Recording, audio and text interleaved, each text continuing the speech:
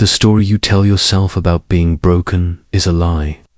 A beautiful, seductive lie that wraps around your throat like silk and whispers that your pain has meaning, that your wounds make you special, that your struggle is your identity.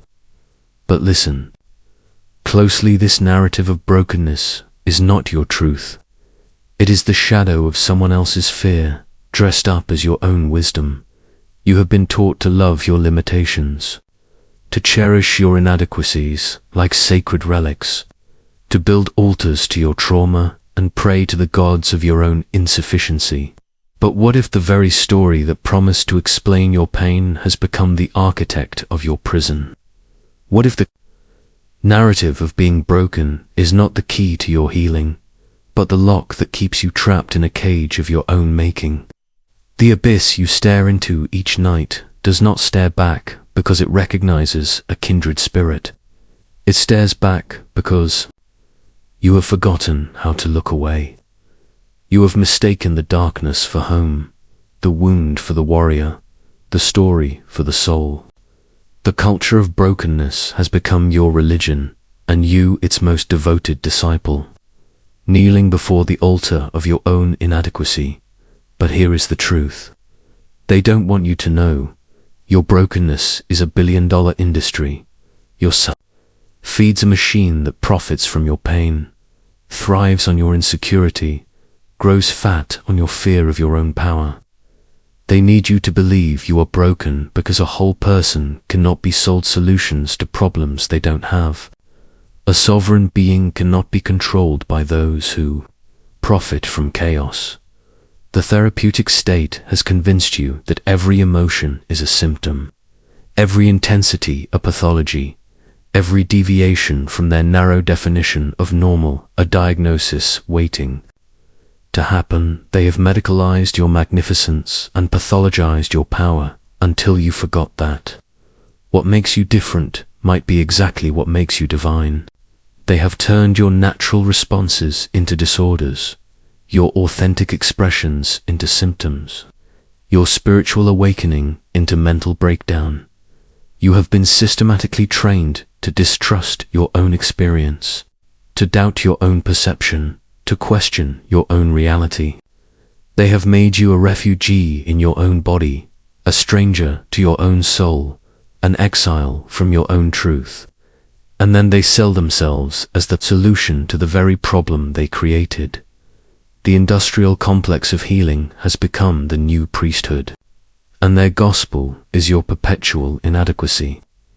Their salvation is your endless searching. Their profit is your persistent pain. They need you sick to stay well. They need you lost to feel found. They need you broken to remain whole.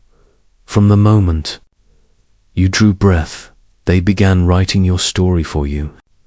First, it was the voices of those who raised you, voices heavy with their own unhealed wounds, their own unspoken terrors, their own inherited traumas passed down like cursed heirlooms from generation to generation. They looked at your natural wildness, your untamed curiosity, your fierce authenticity, and they whispered, too much, too loud, too bright, too difficult. So you learned to dim your light. You learned to make yourself smaller, quieter, more palatable. You learned that love was conditional, that acceptance required sacrifice, that belonging meant betrayal of the self. And when the inevitable happened, when you felt the ache of that betrayal, the hollow echo of your own abandonment, they gave you a new story to explain the pain. You were broken, they said. You were damaged. You were too sensitive, too emotional, too intense. There is something wrong with you that needs fixing. And because the pain was real, because the ache was undeniable, you believed them. You took their story and made it your gospel. You became the high priestess of your own brokenness, the devoted disciple of your own dysfunction. But here is what they never told you. The pain was not proof of your brokenness. The pain was proof of your aliveness. The sensitivity was not A flaw in your design. It was the very mechanism by which your soul recognized truth from illusion, authentic connection from performance, love from manipulation. Your emotional intensity was not evidence of instability, but of depth, not proof of weakness, but of the vast capacity of your heart to feel the full spectrum of human experience. They taught you to pathologize your power, to medicate your intuition, to therapy your way out of your own wisdom. They convinced you that your natural responses to an unnatural world were symptoms of sickness rather than signs of sanity. They made you afraid of your own depth, suspicious of your own intensity, ashamed of your own authenticity. The education system taught you to sit still when your body wanted to move, to be quiet when your spirit wanted to sing, to conform when your soul wanted to create. They stuffed you into boxes labeled normal and acceptable, and when you didn't fit, they told you the problem was with your shape, not with their boxes. They trained you to value external validation over internal knowing, to trust authority over intuition, to follow rules over following your heart. The religious institutions taught you that your desires were sinful, your questions were dangerous, your natural impulses were evidence of your fallen nature. They convinced you that you were born broken, stained with original sin, fundamentally flawed and in need of salvation from sources outside yourself. They made you afraid of your own power, guilty about your own pleasure, ashamed of your own body. The medical establishment taught you that your moods needed management, your thoughts needed medication, your emotions needed regulation. They transformed the natural rhythms of your psyche into pathologies requiring treatment.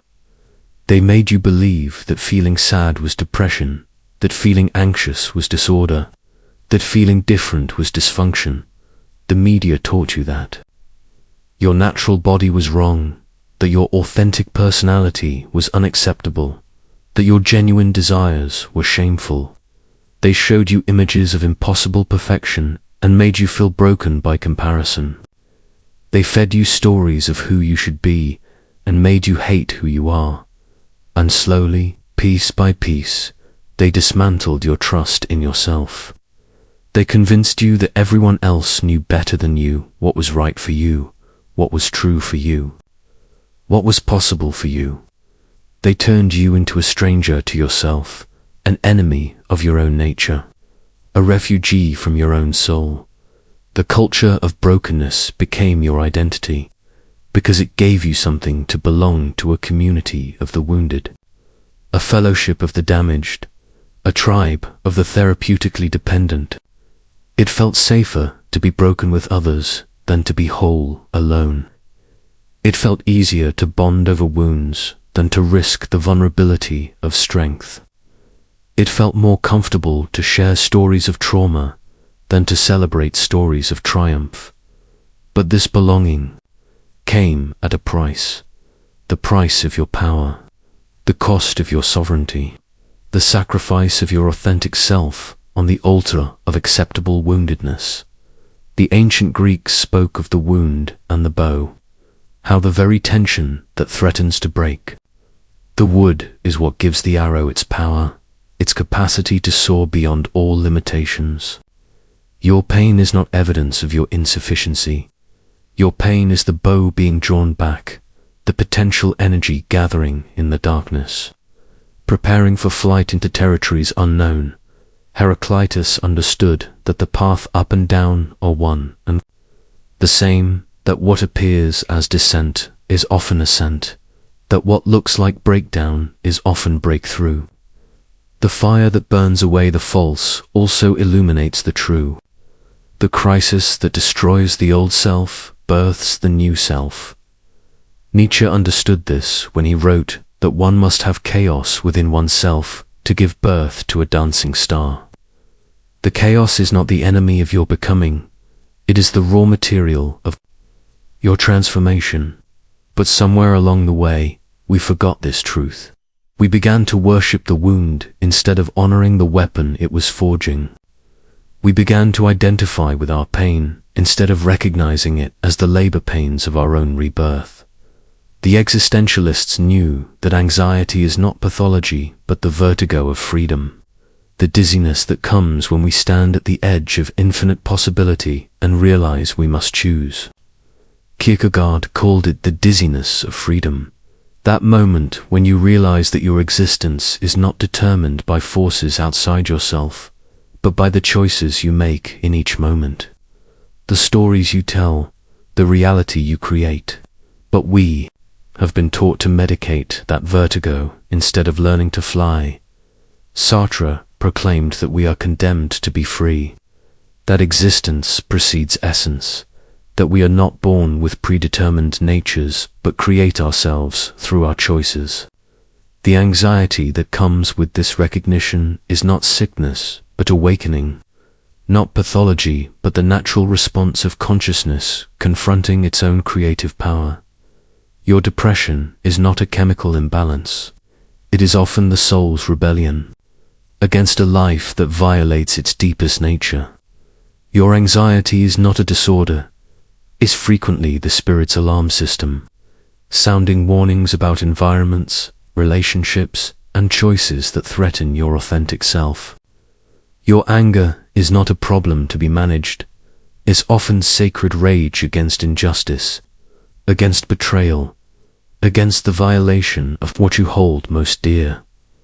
Jung knew that what we call mental illness is often the psyche's attempt to heal itself, to break free from patterns that no longer serve, to shed skins that have become too tight. He understood that breakdown often precedes breakthrough, that the dark night of the soul is not a sign of failure, but a sign of transformation.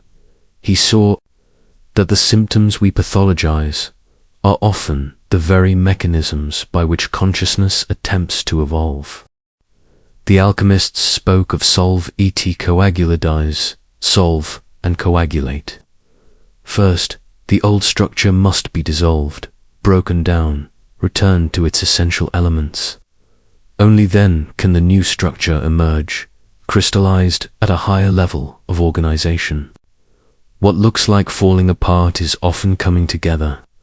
What feels like death is often birth. The story of brokenness is a story of separation from your power, from your purpose, from the untamed wilderness of your own becoming. But what if you are not broken? What if you are simply wild in a world that has forgotten what wildness looks like? What if your sensitivity is not weakness, but a superpower in a world that desperately needs people who can feel deeply? What if your intensity is not too much, but exactly what is needed in times like these? The mystics of every tradition knew that the soul often speaks in the language of crisis, that spiritual emergency is often spiritual emergence, that what looks like falling apart is often coming together at a higher level of organization. They understood that the very qualities that make you feel broken in a broken world are the qualities that make you whole in your own truth. The shamans knew that the wounded healer is the most powerful healer, that those who have walked through the darkness can guide others toward the light. They understood that initiation always involves dismemberment before remembrance, dissolution before resolution, death before rebirth.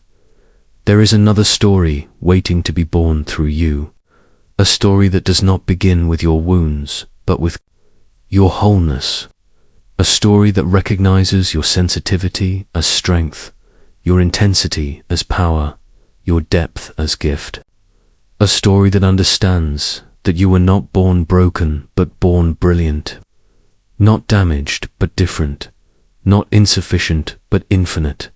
In this new narrative, you are not a problem to be solved, but a mystery to be lived. You are not damaged goods, seeking repair, but an original masterpiece, learning to recognize its own beauty. You are not broken, you are breaking free from the stories that were too small to contain you, from the roles that were too narrow to hold your vastness, from the identities that were too shallow to honor your depth. This new story does not deny your pain, it transforms it. It recognizes that your wounds are not your weakness, but your doorways, not your endings, but your beginnings. Every place you have been broken open is a place where light can enter, where love can pour in, where wisdom can take root. Your scars are not evidence of damage, but proof of healing, not signs of weakness, but symbols of strength, not marks of shame, but medals of honor. You are not healing from your authentic self, you are healing into it. You are not recovering from who you really are recovering who you really are. The very qualities that made you feel broken in a broken world are the qualities that make you whole in your own truth. This is the virtue of the unbroken, to stand in your full power, without apology, to feel deeply without shame, to love fiercely without fear, to recognize that your intensity is not too much for the right people, the right places, the right purposes, to understand that your sensitivity is not a burden but a bridge between worlds, between hearts, between the seen and the unseen. Like the sun, you do not shine because you have been healed of darkness. You shine because shining is your nature. The sun does not question its right to illuminate, does not apologize for its heat, does not dim itself because some find its light too bright. It simply burns with the fire of its own being, and in doing so gives life to everything in its orbit. It does not earn the right to shine through suffering. It shines because radiance is its essence. Like the river, you do not flow because you have overcome obstacles.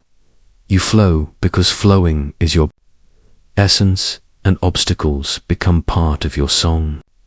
The river does not stop flowing when it encounters rocks. It dances around them, carves new channels, finds new ways to reach the sea. It transforms resistance into rhythm, friction into music, barriers into beauty.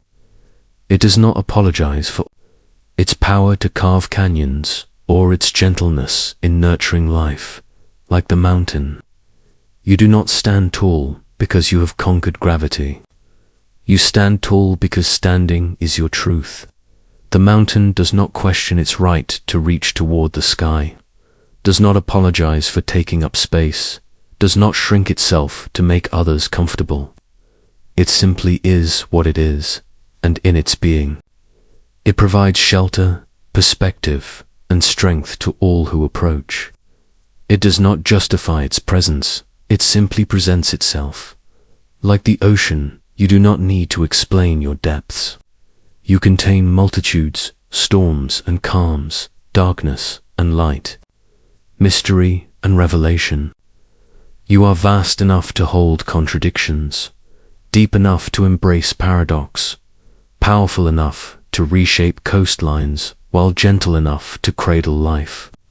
You do not need to choose between your depths and your surfaces. You are both the abyss and the wave. This new virtue is not earned through suffering, but expressed through being.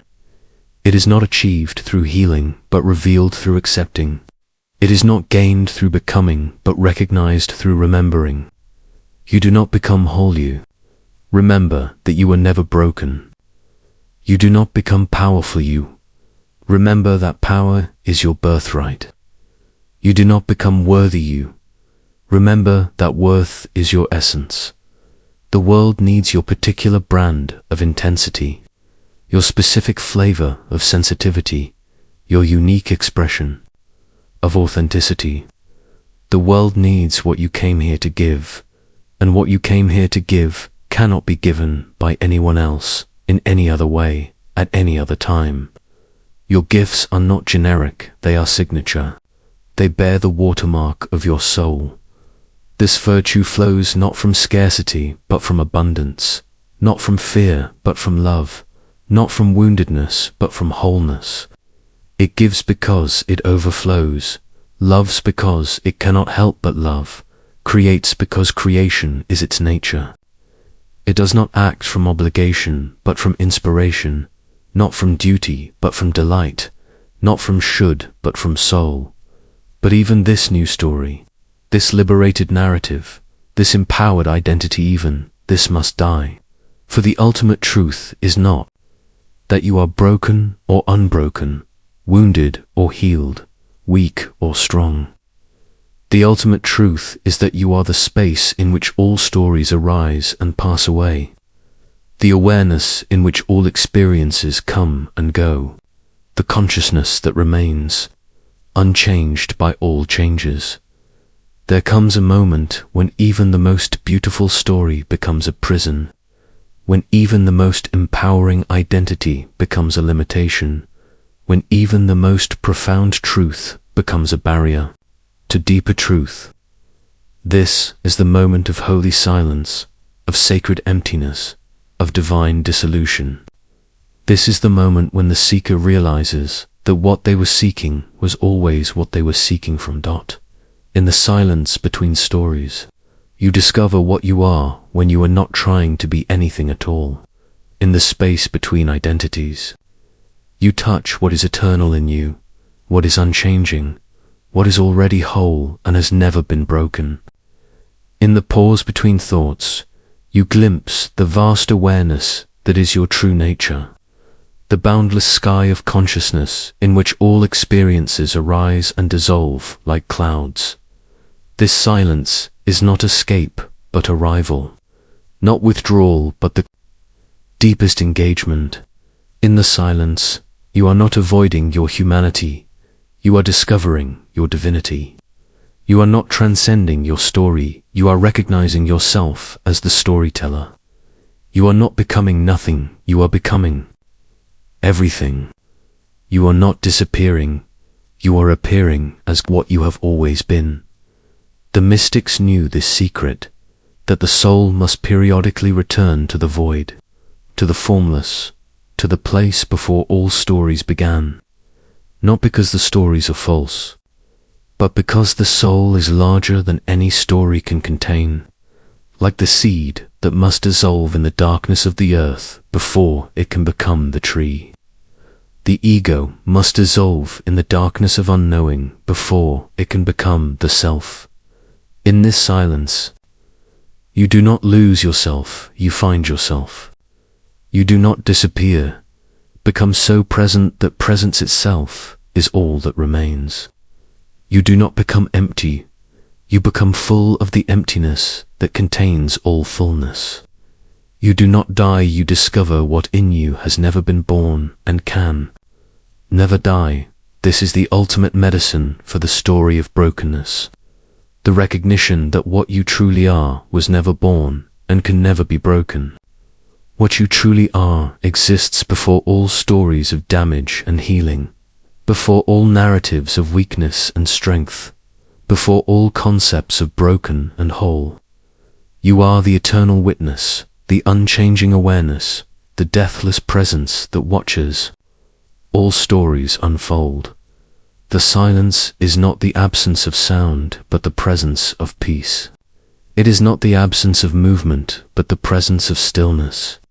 It is not the absence of being, but the presence of being itself pure, undifferentiated, eternal awareness in which all experiences arise and pass away like clouds in an infinite sky. From this silence, all stories are born. To this silence, all stories return. In this silence, you discover that you are neither the broken character nor the healed hero, but the author of both. The witness of all, the eternal observer, watching the play of experience unfold. You are the theater in which the drama plays out, the screen on which all movies are projected, the space in which all dance takes place. This silence is not passive, but pregnant with all possibilities. It is not empty, but full of infinite potential. It is not dead, but more alive than any story of aliveness. It is the womb of creation, the source of all stories, the ground of all being.